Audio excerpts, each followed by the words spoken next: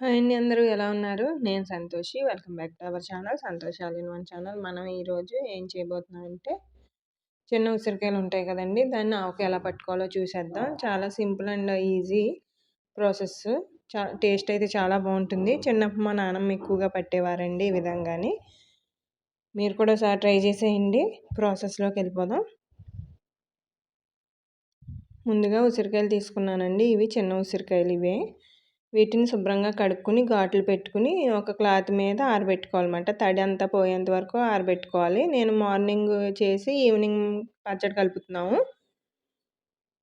అలాగే మిక్సీ జార్లో చిన్న గ్లాసుడు ఆవాలు వేసుకుని దీన్ని మెత్తగా పొడుం పట్టుకోవాలన్నమాట. చిన్న గ్లాసుడు అండి ఇది, టీ గ్లాసు. మెత్తగా పొడుం పట్టుకున్న తర్వాత ఇందులోకి 1 టేబుల్ స్పూన్ జీలకర్ర, 1 టేబుల్ స్పూన్ మెంతులు వేయించుకున్నాను.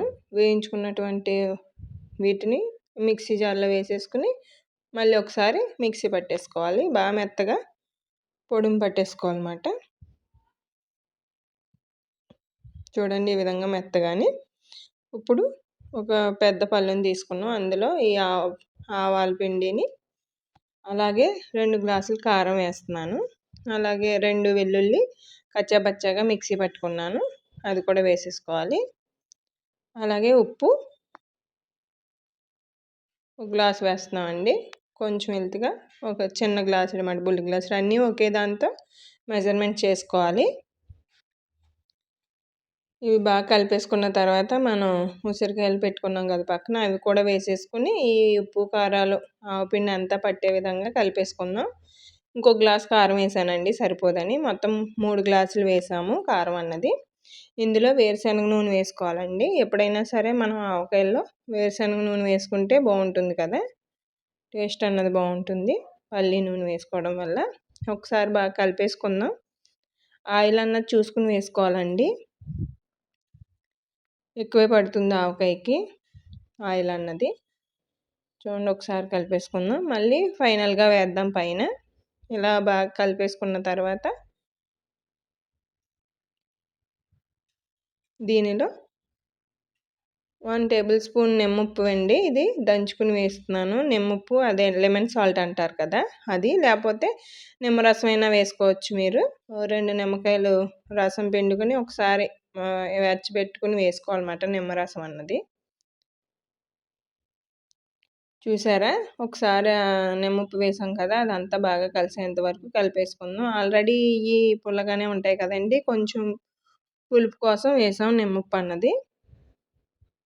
ఒకసారి బాగా కలిపేసుకున్న తర్వాత దీన్ని ఒక డబ్బాలోకి తీసేసుకుందాం. దీన్ని 3 రోజుల పాటు నిల్వ ఉంచుకోవాలండి పక్కన. అప్పుడే ఊరి బాగుంటుంది అన్నమాట ఆవకాయ అన్నది. 3 డేస్ తర్వాతే మనం తీసుకుని తినడానికి బాగుంటుంది రైస్లోకి. చూడండి, ఒక డబ్బాలో వేసేసుకుందాం. చూడండి, వేసుకున్న తర్వాత ఇంకొంచెం పైన ఆయిల్ వేసుకుందాం. ఇది ఊరిన తర్వాత ఆయిల్ అన్నది పైకి వచ్చేస్తుందండి. కొంచెం వేసుకుందాం ఆయిల్ అన్నది. మీకు 3rd డేకి నూనె బాగా ఎక్కువ వస్తుంది అన్నమాట పైకి. మనం వేసుకున్న నూనె అంతా పైకి తేలుతుంది. ఒకసారి బాగా నొక్కేసుకుని దీన్ని 3 రోజుల పాటు పక్కన పెట్టేసుకుందాం.